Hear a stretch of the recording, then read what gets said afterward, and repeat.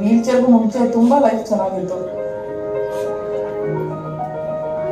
ಯಾಕಂದ್ರೆ ಕಾಲಿರ್ತಿತ್ತು, ಕಾಲಿದೆ ಅಂತ ಗೊತ್ತಾಗ್ತಿತ್ತು ಆಕ್ಸಿಡೆಂಟ್ ಮುಂಚೆ.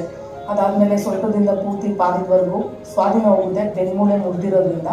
3 ವರ್ಷ ನಾನು ಕಂಪ್ಲೀಟ್ಲಿ ಬೆಡ್ ರಿಡನು.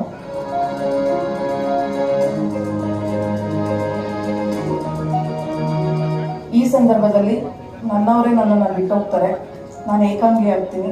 ನನ್ನ ಮಗು ಮುಖ ನೋಡಿಕೊಂಡು ನಾನು ಜೀವನ ಮಾಡಬೇಕು ಅಂತ ಒಂದು ಸ್ಫೂರ್ತಿ ಬರುತ್ತೆ ನನಗೆ. ವೀಲ್ ಚೇರ್ ಮೇಲೆ ಇದ್ದು ದುಡಿತಾ ಇದ್ದೀನಿ, ಶ್ರಮಿಸ್ತಾ ಇದ್ದೀನಿ.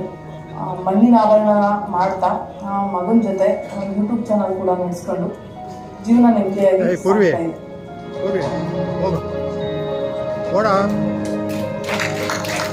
ಜೀವನದಲ್ಲಿ ನಾನು ಕಲ್ತಿರೋಂಥ ಒಂದು ಪಾಠ ಏನಪ್ಪ ಅಂತ ಹೇಳಿದ್ರೆ, ಪರಿಸ್ಥಿತಿ ನನ್ನ ಸೋಲಿಸಿರ್ಬೋದು, ಬಟ್ ನನ್ನ ಗಟ್ಟಿ ಮನಸ್ಸು ನನ್ನ ಗೆಲ್ಲಿಸ್ತಾ ಇದೆ.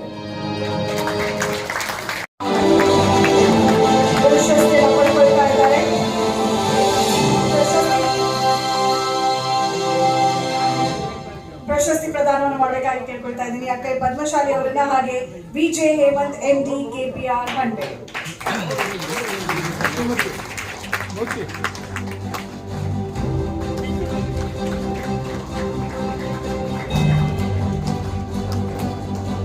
ಸರ್ ಅವ್ನು ಕಳಿಸಿ ಸರ್ ಸ್ಟೇಜ್ ಮೇಲೆ.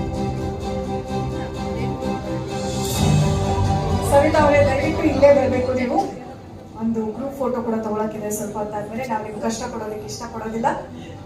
ಹಾಗೆ ಇವತ್ತು ಎಲ್ಲ ಸಾಧಕಿ